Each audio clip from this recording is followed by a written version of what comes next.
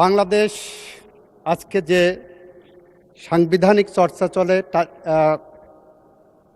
চায়ের দোকান পর্যন্ত যে সাংবিধানিক চর্চা চলে, সেই সাংবিধানিক চর্চা আমরা এখানেও করতে চাই। সেই চর্চার অংশ হিসাবে ইতিমধ্যেই আমি এবং আমাদের মাননীয় স্বরাষ্ট্রমন্ত্রী এই সংসদে উপস্থাপন করেছিলেন যে আমরা একটি সংসদীয় বিশেষ কমিটি করতে চাই, যেটা সংবিধান সংশোধন সম্পর্কিত বিশেষ কমিটি আমাদের রুল 266 অনুসারে। সেই কমিটির বিষয়ে আমরা 12 জনের নাম তালিকা ঠিক করেছি, যেখানে বিএনপি আছে, যেখানে গণ অধিকার পরিষদ আছে, যেখানে গণসংহতি আছে, যেখানে বাংলাদেশ জাতীয় পার্টিও আছে এবং স্বতন্ত্র সদস্যদেরকেও রাখা হয়েছে। 12 জনের একটি তালিকা আমরা করেছি। আমরা প্রত্যাশা করি মাননীয় বিরোধী দলের পক্ষ থেকে যদি আমি পার্সেন্টেজ হিসাবে যাই 26% আসে, সেখানে আমরা ওনাদের পক্ষ থেকে 5 জনের নাম চাচ্ছি। এখানে 12 জনের মধ্যে বিএনপি 7 জন দিয়েছে, 5 জন অন্য দলের থেকে দেওয়া হয়েছে এবং ওনাদের পক্ষ থেকে যদি 5 জনকে দেওয়া হয় তাহলে এই কমিটির সংক্রান্ত বিষয় আমরা আগামীকাল উপস্থাপন করতে চাই।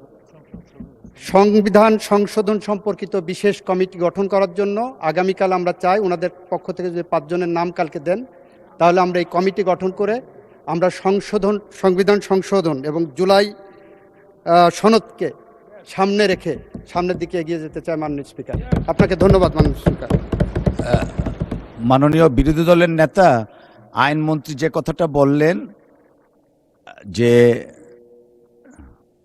বিএনপি থেকে 7 জন আর অন্যান্য সংগঠন থেকে 5 জন, এই 12 জনের একটা তালিকা ট্রেজারি বেঞ্চ থেকে মোরলেস প্রস্তুত করেছেন।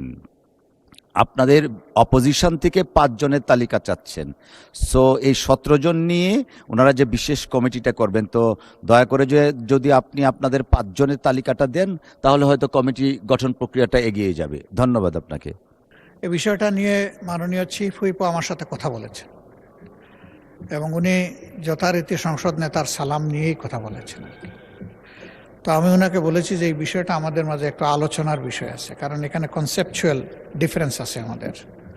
তো আমরা আলোচনা করে জানাবো। এটা আজকেই হয়ে যাবে বোধহয়, এটা হবে না আর কি। এই সেশনটা আমরা এটা মত দিতে পারবো না, কারণ আমরা চেয়েছি রিফর্ম, আর এখানে হচ্ছে আপনার অ্যামেন্ডমেন্ট। এই জায়গাটায় আগেও আমাদের ডিফারেন্স ছিল, এখনও এটা আছে। তো আমরা সেই রকম ওনাদের যে প্রস্তাবনারা দিয়েছেন সেটাকে আমরা নিলাম, শুনলাম, বাট আমরা পরে জানাবো। এখনই আমরা কিছু বলছি না এই ব্যাপারে। থ্যাংক ইউ আপনাকে। মাননীয় আইনমন্ত্রী কিছু বলবেন? Thank you. মাননীয় স্পিকার, আপনার মাধ্যমে মাননীয় বিরোধী দলের নেতাকে ধন্যবাদ জানাচ্ছি। আমাদের এটাতে কোনো অসুবিধা নাই, আমরা অপেক্ষা করব। আমরা সংবিধান সংশোধনের পথে এগিয়ে যাব জুলাই সনদের আলোকে।